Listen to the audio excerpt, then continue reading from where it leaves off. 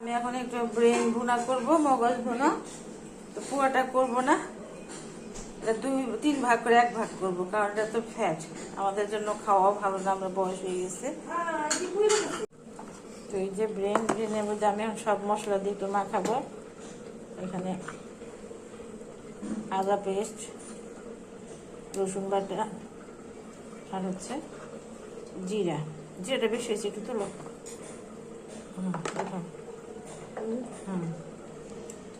হলুদ, মরিচ,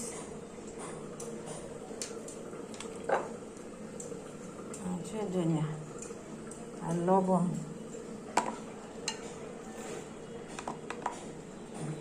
গরম মশলা দেবো। হ্যাঁ, গরম মশলা গুঁড়া দিব। গরম মশলা গুঁড়া দিব, এটা দেন। এটা গরম মশলার গুঁড়া। মাখাও। হাতে রক বাঁধবো, এই রকটা হয়ে যেতে হবে, প্লেট সহ মাখাবো। কত দারচিনি, এলাচ, পেঁয়াজ দিয়ে দিলাম। দিবা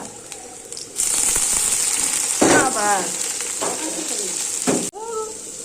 এই যে মগজটা দিয়ে দিলাম, মাখানো মগজটা। এটা কাঁচাই গো, এটা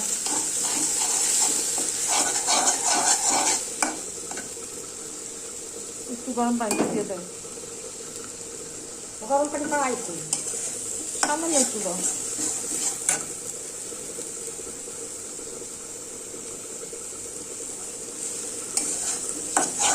এর মধ্যে আমি একটু আলু দেব, একটু দাও পানি।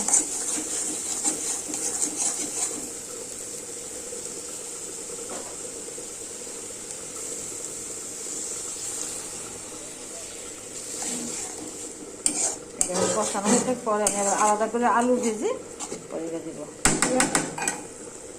এই যে আমার মগজটা বোনা বোনা হয়ে গেছে, পরে আলুর মধ্যে এটা দিয়ে দেবো।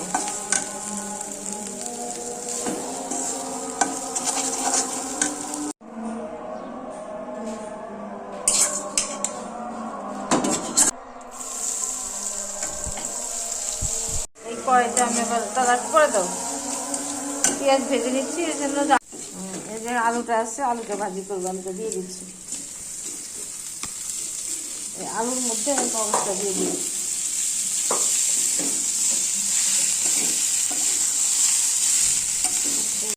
এই যে আলু ভাজিটা হয়ে গেছে আমার, তো এখন এর মধ্যে আমি মগজটা দিয়ে দিব।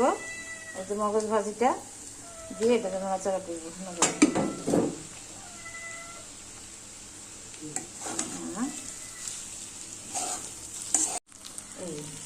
এই মগজটা দিয়ে দিচ্ছি। মগজ ভাজি এক একজন এক এক রকম করে খায়, যেহেতু মগজের মধ্যে কোলেস্টেরল ভরা, তো এই জন্য আমি একটু আলু মিশালে কোলেস্টেরল খাওয়া ঠিক না।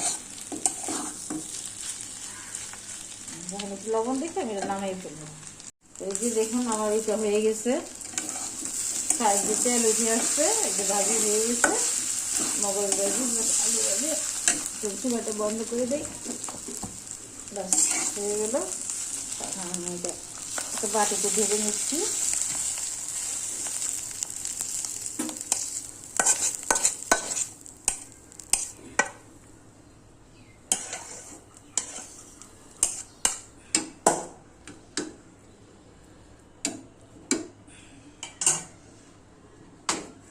এই হয়ে গেল আমার মগজ ভাজি।